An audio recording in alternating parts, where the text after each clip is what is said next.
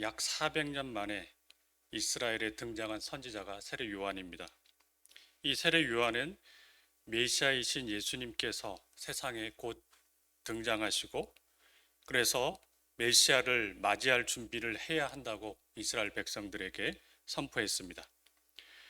요한의 말씀을 들은 많은 이스라엘 백성들은 요단강으로 나왔고 그의 말씀을 들으며 세례를 받기 시작했습니다.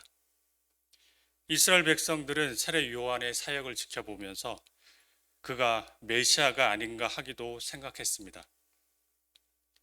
그래서 이런 요한의 말씀을 듣고 따르는 많은 사람들이 있었습니다. 하지만 이와 반대로 이런 세례 요한의 사역을 마음 편히 받아들일 수 없는 사람들도 있었습니다. 대표적인 사람이 아까 함께 살펴본 분봉왕 헤롯입니다. 이 헤롯은 예수님 탄생 시기에 등장하는 헤롯의 아들입니다. 그래서 이 헤롯이 자신의 이복 형제인 빌립의 아내, 그러니까 자기의 조카인 헤로디아와 이제 불륜 관계를 맺고 결국 이 두 사람은 각각 자신의 남편과 아내와 이혼을 하고 결혼을 하게 됩니다. 지금 말로 한다면 패륜적인 행동입니다. 이런 헤롯의 패륜적인 행동을 세례 요한은 용감하게 공개적으로 비판합니다.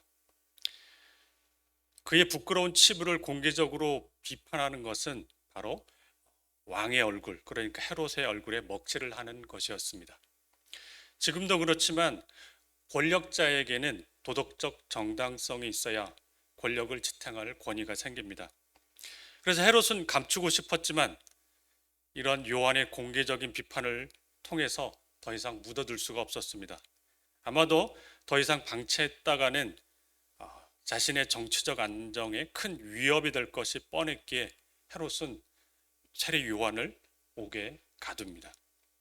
어떻게 본다면 하나님 말씀을 전하는 예언자의 숙명이기도 했지만 하나님 나라의 도래를 알리며 열정적으로 삶을 살던 요한의 삶에 어떤 삶의 고비가 찾아왔습니다. 코로나로 인해 전 세계 인류는 강대국 최고 지도자에서부터 어린이집에 다니는 유아에 이르기까지 어느 누구나 예외 없이 어려움을 겪고 있습니다. 그리고 교회도 코로나로 어떤 의미에서 본다면 신앙적 고비가 찾아왔다고 말해도 과언이 아닐 정도입니다. 제가 대학생 사역을 오래 담당하고 있다 보니까 대학생 관련 이야기들이 또 많이 들려옵니다. 특히 원래 고등부에서 대학부로 올라가는 고등학생, 지금 대학교 1학년에 올라가는 새내기 학생들이 각 부서로 제대로 연결되지 못하고 소위 말해 빠져나가는 대학생 비율이 무척 높다고 합니다. 그래서 교회에 오는지 예배에 참석하는지 파악하기가 쉽지 않다고 그런 이야기들을 많이 듣고 있습니다. 그리고 어떤 한 대학생 선교단체는 수도권 대학 중심으로 캠퍼스 사역을 재편하고 그 외 지역들은 사역을 철수하기로 최근에 결정했다고 합니다. 여러 가지 이유가 있겠지만은 코로나로 인해서 또 여러 가지 어려움을 겪고 있는 그런 교회와 단체들이 많아지고 있습니다. 자영업 하시는 분들도 작년부터 올해까지 몇 번의 고비를 맞이하셨고 그걸 또 넘기셨는데 또 지금 새로운 고비를 맞이하고 계신지도 모르겠습니다. 우리가 의도하지는 않았지만은 코로나로 인해서 찾아오는 이런 계획치 못했던 어떤 삶의 고비들 앞에서 우리에게 찾아오는 그 정서들, 마음에 찾아오는 그 감정들은 아마도 불안한, 근심, 두려움이 아닐까 생각합니다. 오늘 함께 읽으신 이 세례 요한의 이야기를 살펴보면은요, 이 7장에 같이 읽으셨던 요한의 이야기를 본다면 아마도 감옥에 갇혀 있어서 예수님의 사역을 제자들로부터 전해 듣고 있던 요한은 어떤 의미에서 본다면 심각한 고민 혹은 회의에 빠졌던 것 같습니다. 그리고 이런 고민과 회의가 어떤 의미에서 본다면 두려움으로 이어졌던 것 같습니다. 예수님이 과연 메시아가 맞는가? 이 예수님이 내가 기다리고 기다리던 그 메시아가 맞는가? 세례 요한이 왜 이런 생각에 빠졌을까요? 뭐 여러 가지로 상상하고 추측해 볼 수 있겠습니다. 성경 본문에는 정확히 나오지는 않았지만은 세례 요한은 당시 이스라엘에서 가장 대표적인 금욕주의자였습니다. 그래서 세례 요한이 어디에서 지냈는지 기억하시죠? 광야에서 지냈습니다. 무엇을 먹었습니까? 메뚜기와 석창을 먹으며 살아왔습니다. 어떤 사람은 이것을 보며 건강식을 드셨네 이렇게 얘기하기도 하지만은 메뚜기와 석창을 스스로 먹지는 않습니다. 그만큼 세례 요한은 굉장히 금욕주의자였습니다. 그런데 예수님은 그렇지 않았습니다. 성경을 살피다 보면은 예수님은 여러 사람들과 먹고 마시며 교제하는 것을 즐겨 하셨습니다. 무엇보다도 요한은 백성들에게 강력한 심판의 메시지를 전했습니다. 하지만 예수님은 어떻습니까? 종교 지도자들의 위선에는 통렬한 비판을 가하셨지만 많은 시간을 죄인들과 함께 지내셨고 가난하고 병든 사람들의 고통과 연약함에 깊은 관심을 기울이셨습니다. 만약에 세례 요한이 사마리아 여인이나 삭개오를 만났다면 요한은 어떻게 했을까요? 아마도 세례 요한의 성격상 아마도 회개하라고 단번에 얘기했을지 모르겠습니다. 그런데 세례 요한은 감옥에 갇힌 이후에 이렇게 계속 들려오는 예수님의 소식들을 들으며 심각한 회의에 빠졌습니다. 이 자리에 앉아 계신 우리 성도 여러분, 우리 삶에 어떤 의미에서 본다면 고비가 찾아올 때마다 우리를 가장 힘들게 하는 것은 무엇일까요? 제 얘기를 잠깐 나눈다면 작년 한 해, 2020년 한 해 제가 담당하는 대학생 선교단체 사역을 하면서 저에게 두려움이 찾아올 때가 많았습니다. 보통 3월과 4월에 신입생 모집을 하고 전도 활동을 활발하게 하는데 작년 기억하시겠지만은 대학이 개강을 안 했습니다. 제 때에 못했습니다. 그리고 개강이 계속 늦춰졌고 개강을 했는데 사상 처음으로 온라인으로 개강을 했습니다. 그러다 보니 대학교에 학생들이 없었습니다. 학생들이 없으니 신입생을 모집할 수도 없었고 기존에 있던 학생들과 만나서 성경 공부도 하고 모여서 예배를 드릴 수도 없었습니다. 그리고 제가 캠퍼스에 갈 이유가 없어졌습니다. 소위 말해서 직장이 없어진 것 같은 그런 느낌이었습니다. 근데 이런 상황이 되니까 제 마음에 여러 가지 고민과 또 여러 가지 두려움들이 찾아오기 시작했습니다. 학생들이 없는데 이거 어떻게 해야 되지? 이렇게 계속 오래 지속되면 우리는 문을 닫아야 하는 것 아닌가? 이런 마음들이 몇 번이나 제 마음을 뒤집어 놓았는지 모릅니다. 감옥에 갇혀 있던 요한은 어떤 의미에서 본다면 예수님에 대한 믿음, 확신을 끝까지 유지하지 못했던 것 같습니다. 요한은 자신 앞에 펼쳐진 하나님 나라의 도래, 하나님 나라 역사의 절정인 예수님을 향한 그 신뢰를 끝까지 지키지 못했습니다. 어떤 의미에서 또 본다면 요한은 자기 인생에 찾아온 삶의 고비 앞에서 무너졌다고 말할 수 있겠습니다.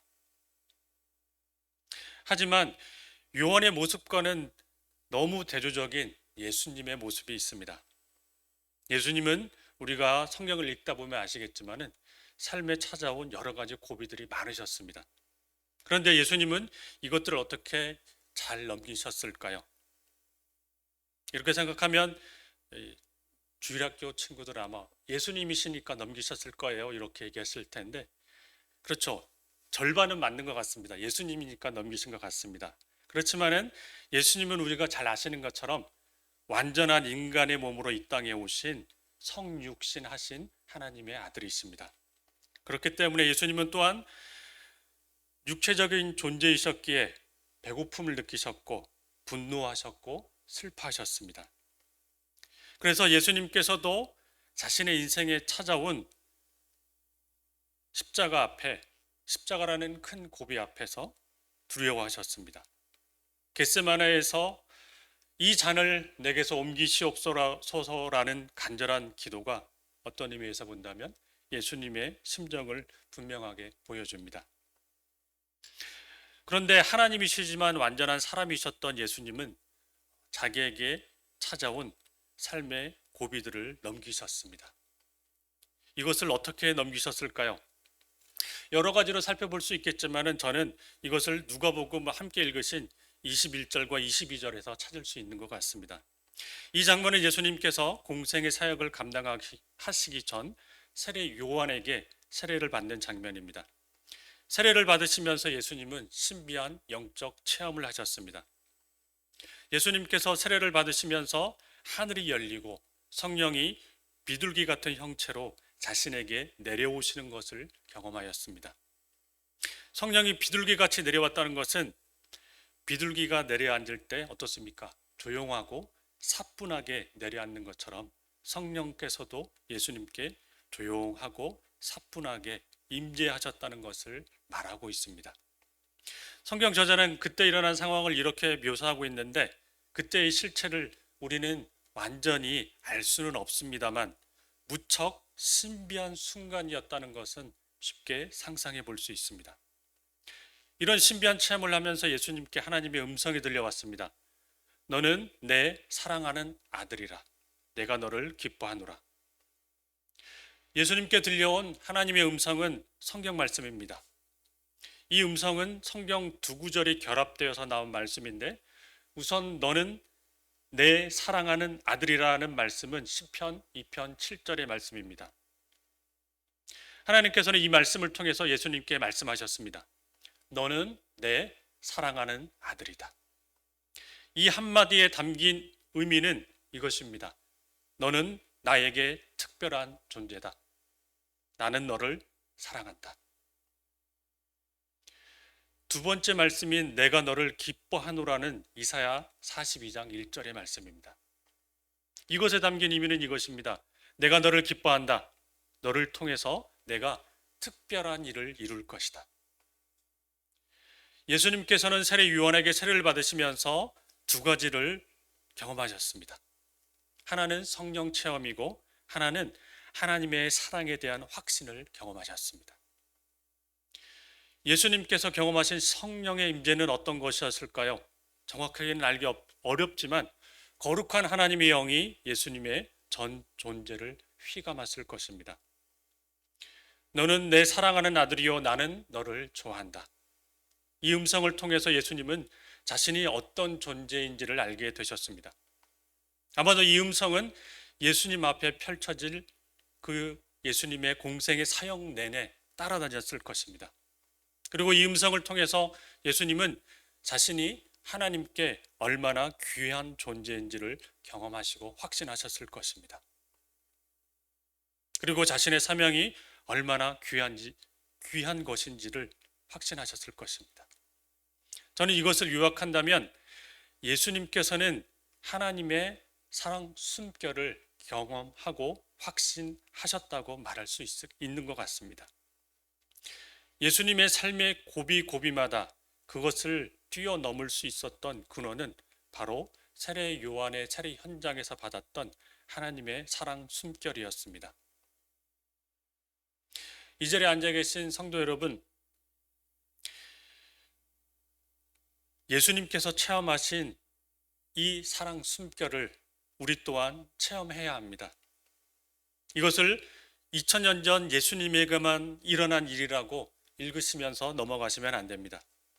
이것은 그동안 수많은 믿음의 선진들과 신앙의 위인들에게 끊임없이 일어난 일이고 그리고 앞으로도 계속 일어날 일들입니다.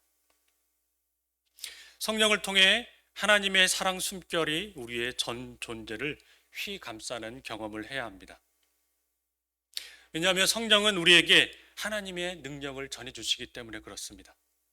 그래서 이 세상에서 하나님의 능력을 경험하게 함으로 우리의 무기력을 넘어서게 하십니다. 성령은 우리의 눈을 열어 이 세상에 존재하는 하나님 나라를 보게 해주십니다. 그래서 우리는 이 세상에 주는 거짓과 유혹들에 속지 않고 두려움에 눌리지 않고 하나님 나라의 위대함과 영광을 경험할 수 있게 됩니다. 또한 하나님의 사랑 숨결 안에 담긴 그분의 깊은 사랑을 우리는 경험해야 합니다. 너는 내 사랑하는 아들이요 나는 너를 좋아한다. 우리에게 하시는 이 음성을 들어야 합니다. 하나님께서는 우리를 특별한 존재로 여기고 계십니다. 이 하나님의 우리를 사랑하심은 모태에서 갓 태어난 아기부터 인생의 마지막을 향해 달려가는 모든 분들까지 이 세상에 존재하는 모든 인생들이 반드시 경험하고 느껴야 할 진리입니다. 우리에게는 하나님의 사랑 숨결이 필요합니다. 성령의 임재에 눈을 뜨고 그분의 능력에 사로잡히는 것. 너는 내 사랑하는 딸이다. 내 사랑하는 아들이다. 내가 너를 좋아한다는 음성을 듣는 것. 그것이 우리에게 필요합니다. 우리 삶에 찾아온 삶의 고비마다, 앞으로 찾아올 삶의 고비마다 이것이 분명 우리 인생의 근원이 될 것입니다. 아무리 돌아봐도 만족할 수 없는 내가 참되게 변화되기 위해서는 이 능력에 사로잡히고 이 사랑에 취하는 것밖에는 달리 방법이 없습니다. 사랑받을 자격이 없던 우리는 하나님의 사랑을 받아 비로소 사랑받을 만한 사람으로 변모해 간다고 말할 수 있습니다. 그리고 그런 후에야 우리는 비로소 사랑한다 말할 수 있습니다. 왜냐하면 하나님의 사랑 숨결을 통해 참된 사랑이 무엇인지 알았기 때문에 그렇습니다. 그렇다면 예수님은 어떻게 하나님의 사랑 숨결을 체험하실 수 있었을까요? 이것도 원래 예수님이셨으니까 그러셨을까요? 그것도 반은 맞는 것 같습니다. 근데 나머지 반은 3장 21절에 성경 저자가 기록해 놓은 장면에서 찾아볼 수 있는 것 같습니다. 예수님께서는 세례 요한에게 세례를 받으신 다음에 기도했다고 성경 저자는 기록해 놓고 있습니다. 그렇습니다. 예수님께서는 그 중요한 순간에서도 기도의 끈을 놓지 않고 계속 기도하고 계셨습니다. 하나님의 음성이 들려온 것은 바로 예수님께서 기도하는 가운데 일어난 일입니다. 이런 예수님의 자세를 보면서 우리는 금세 예수님이 언제 어디서나 기도하셨던 분이라는 것을 알 수 있습니다. 자신의 삶의 중대한 고비마다 예수님은 기도를 하셨습니다. 요한에게 세례를 받는 순간은 예수님에게 무척 중요한 순간이었습니다. 그래서 예수님은 아마도 매우 간절히 기도하셨을 겁니다. 하나님께서는 이런 예수님의 기도에 응답하시어 하늘을 열어 보이셨고 성령을 허락하시어 깊은 임재를 경험하게 하셨습니다. 그리고 자신의 사랑의 음성을 들려주셔서 예수님의 가슴에 결코 지워지지 않을 확신을 주셨습니다. 그러므로 이 자리에 앉아 계신 성도 여러분, 기도가 어떤 의미에서 본다면 답인 것 같습니다. 하나님의 사랑 숨결을 느끼고 경험하는 것은 기도에 달려 있습니다. 예수님은 한 번 어떤 순간에 제자들에게 기도에 대해 가르치면서 이렇게 말씀하신 적이 있습니다. 누가복음 11장 13절에 하늘에 계신 아버지께서 구하시는 사람에게 성령을 주시지 않겠느냐. 마치 아버지가 자식에게 좋은 것 주기를 간절히 바라는 것처럼 하늘 아버지께서도 우리에게 좋은 것 중에 가장 좋은 것, 즉 성령을 주시기를 간절히 바란다고 주님께서 말씀해 주십니다. 그렇기 때문에 우리는 기도해야 합니다. 이런저런 요구가 많은 세상 속에 살면서도 마음에 또 생각에 잣을 늘 하나님께 확고히 두려면 굉장히 부단한 노력이 필요합니다. 그런 의미에서 본다면 기도는 내 안에 하나님의 임재의 공간을 만드는 훈련이라고 말할 수 있습니다. 매일의 일상 가운데서 하나님의 임재의 공간을 만들 수 있는 좋은 방법 중 하나가 기도문을 가슴에 품는 것입니다. 그래서 제가 평소에 이런 거 한 번도 안 해봤는데요. 설교자의 권위를 빌려 한 가지 권면을 해봅니다. 이번 주간 매일매일 사랑 숨결이라는 단어를 기억하시며 기도해 보시면 좋겠습니다. 어떻게 하느냐 하면요. 저도 해봤는데요. 아침에 눈을 뜨자마자 핸드폰으로 손에 가는 것이 아니라 기도하는 겁니다. 오늘 하루 하나님의 사랑 숨결 안에 살아가게 해 주십시오. 그리고 일터에서도 사랑 숨결이라는 단어를 기억하며 하나님, 내가 오늘 일하는 이 일터에, 직장에 하나님의 사랑 숨결을 불어넣어 주십시오. 기도하는 것입니다. 그리고 일터에서 낙심되는 일이 있을 때마다 잠시 밖에 나오셔서 심호흡하시며 하나님, 제 마음에 하나님의 사랑 숨결을 불어넣어 주셔서 낙심하지 않게 해 주십시오. 하루를 마무리하면서도 사랑 숨결로 마무리하는 겁니다. 하나님, 이 밤에도 주님의 사랑 숨결 안에 안식을 누리게 해 주십시오.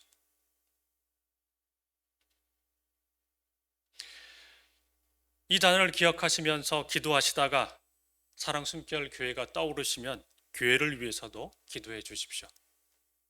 그리고 사랑 숨결로 기도하시다가 성도님 얼굴이 떠오르시면 그 성도님을 위해서 잠시 기도해 주십시오.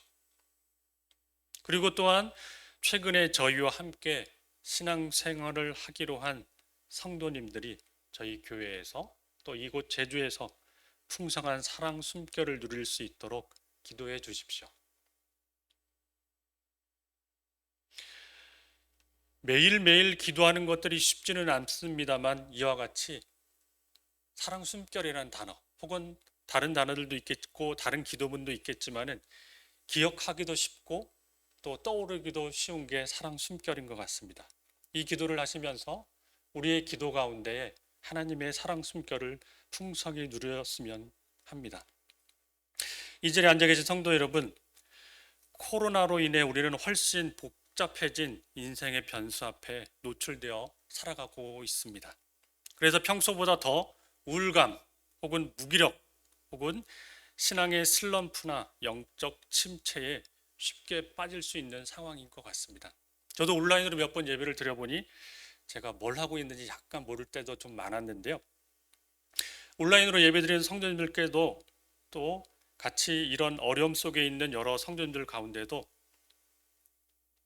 이런 상황들이 우리의 신앙을 무기력하고 슬럼프에 빠질 수 있게 하지만은 그렇지만 여기에 굴하지 맙시다. 함께 예수님께서 보여주신 기도의 길을 걸어갔으면 좋겠습니다. 그 기도의 자리에서 하나님의 사랑 숨결을 충만하게 누리시면서 주님이 우리 가운데 펼쳐 보여주시는 하나님 나라를 풍성하게 누리시기를 주님의 이름으로 축원합니다. 찬송가 205장 함께 부르시겠습니다.